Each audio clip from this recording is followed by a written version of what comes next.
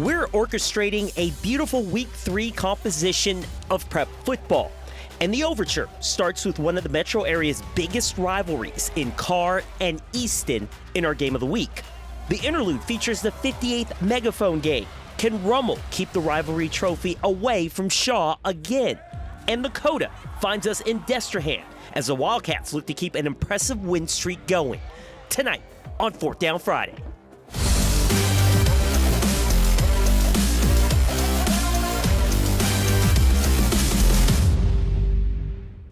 And let's start at City Park earlier this afternoon. Sophie B. Wright seeking a 3-0 start to the year facing the Willow School at Pan American Stadium.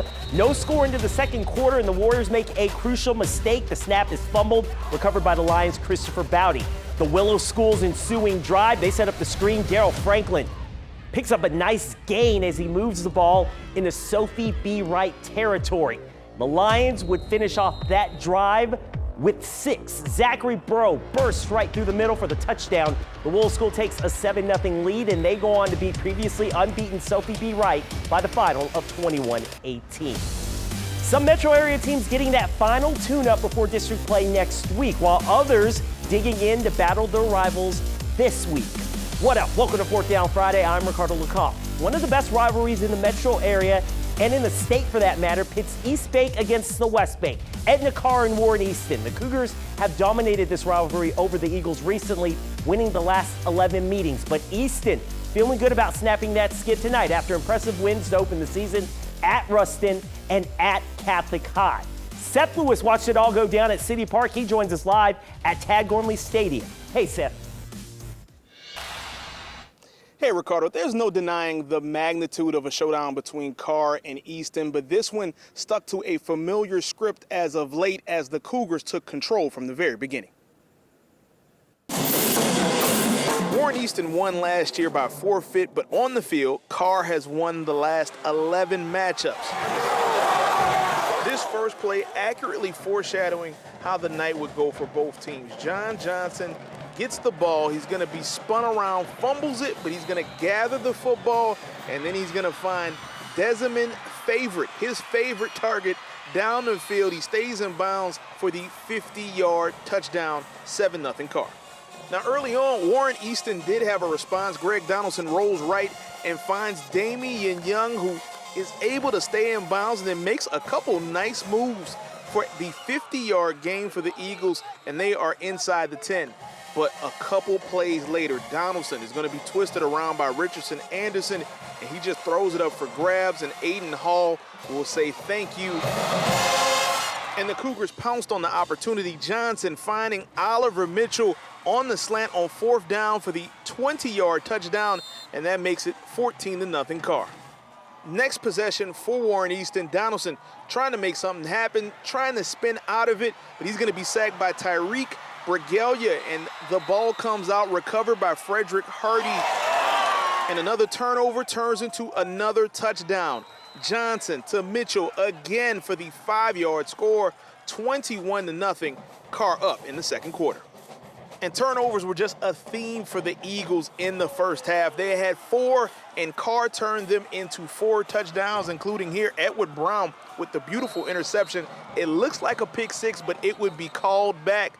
But no worries, because Johnson says, I'll just find my boy Tyrone Wilson in the corner of the end zone for the TD. 28-0 Karr. They would lead 34-0 at halftime. It's all about execution, fundamentals, and ball security. For us, we capitalized on turnovers, played good, solid defense, and the young quarterback played really well. You know, Warren Easton have a good football team, but it just so happened we got a good one, too. Yeah, his performance. Are getting the victory in this one, 48-14. Quarterback John Johnson, that you heard him refer to, throwing for 6 touchdowns in this game while also rushing for 1. So Karr moves on to 3-0. Next up, it doesn't get any easier as they enter district play in the Catholic League. And next up specifically is a date with St. Aug. At Tad Gormley, Seth Lewis, Eyewitness Sports. All right, Seth, thank you very much. Let's stay in the Catholic League. Brother Martin is off to a 2-0 start, but a tough test tonight in Lafayette facing St. Thomas More. The Cougars ranked #1 in the Class 4A state polls, and they showed it right at the jump. The toss goes to running back Hitch Swilly. and he won't be denied. 24-yard touch, 7-zip Cougs. STM would go up 20-0 and get one more right before halftime on 4th and 10. Gabe Mossek gets it on the bubble screen, and he races 41 yards to the crib. A rough night for the Crusaders. They fall to the top-ranked team in Class 4A, 41-7. Rummel owning its rivalry series with Shaw. The Raiders haven't lost a megaphone game since 2007. The rivalry trophy residing in Metairie for the last 16 seasons. The Eagles trying to change that tonight and bring the megaphone back to Marrero. The 58th edition of the megaphone game at Joe Zimmerman Stadium. Tied at 7 in the second quarter. Jasper Parker struts in for the 3-yard score. Eagles go up 14-7. Ensuing drive for Rummel. The Raiders, they've got a pretty good back of their own in Jaden Martin. He bounces off a defender, and he's throwing up the deuces. 74-yard touchdown run, and we're all square again at 14. But Shaw comes up with a nice response to that score. Parker will take the handoff, breaks about 3 tackles on his way to pay dirt. 18-yard TD answer puts Shaw up 20-14, and the Eagles finally win the megaphone back, beating Rummel 43-28. Over into Parrish, Holy Cross and Chalmette hooking up for this year's backyard brawl. The Tigers have won the last 5 in the series, and they score the first points in the rivalry game tonight. In the second quarter, Caden Ando crosses the goal line from a yard out, 7-0. Holy Cross goes up 2 touches later with another short touchdown run in the second quarter. Keyron Smith pounding it in, 14-0 Tigers. Chalmette trying to answer before half. Ethan Cuvion drops it in a bucket to Rayon Russell. Nice over-the-shoulder catch. Owls cut it to 14-7, but Holy Cross goes on to win a 6th straight backyard brawl, winning 28-20. Over on the West Bank, West Jefferson and Higgins tangling at Haas Memphis this evening.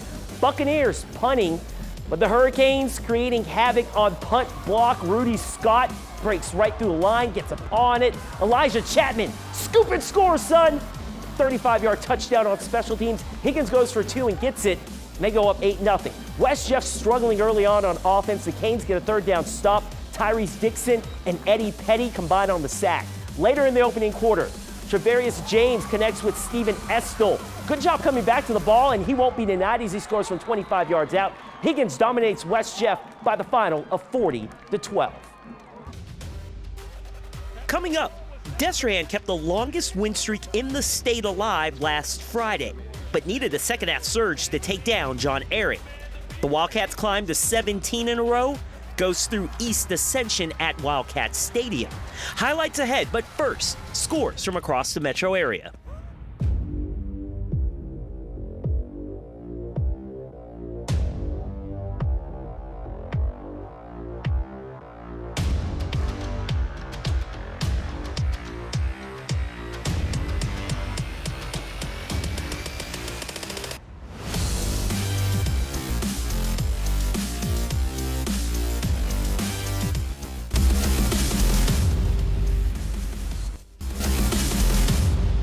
It wasn't easy for Destrehan to get to 16 in a row. The Wildcats pulled away from John Ehret in the second half last week after both teams went into the half tied.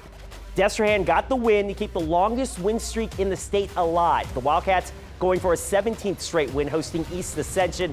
Destrehan also riding a streak of 25 consecutive regular season victories, but the Spartans strike first at Wildcat Stadium. The run game giving the Cats fits. Jeremiah Wilson bangs it home from 5 yards out to take a 7-0 lead. Destrehan's offense sputtering early. Jackson Fields scrambles, fires it into the end zone, but he gets picked off by East Ascension's Bryce Harkless. The Wildcats trailed 7-0 at the break.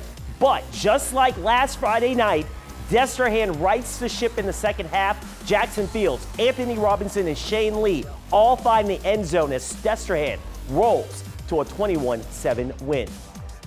Over in Bootheel, Hahnville and North Shore both looking for their first win of the season. The Tigers held a 14-10 lead in the fourth quarter. Panthers backed up to its own goal line. The mishandled snap leads for a safety for the Hahnville defense. The 2 makes it 16-10. Tigers ensuing possession off that safety. Calvin Smith keeps it on the read option, and he works his way into the end zone. 6 yards for 6. Hahnville extending the lead to 22-10. North Shore trying to rally late. 2:30 left in the ball game. Donovan Walbacher steps up, fires it to Jaden Scott for the touchdown, but too little, too late. Tigers get their first victory of the year, 22-17. St. Martin's Junior Harlem Berry helped the Saints move to 3-0 with a 58-28 win over Class 4A Riverdale tonight. Be sure to check out our feature on the #1 running back in the class of 2025 on 4th Down on 4 Sunday night. One of the top players in the state in this year's recruiting cycle is John Ehret safety Wardell Mack. The Florida Gator commit found the end zone twice in the Patriots' 42-0 win over Booker T. Washington Thursday night at Haas-Memphis Stadium. Thanks for watching. We'll see you next Friday night for 4th Down Friday.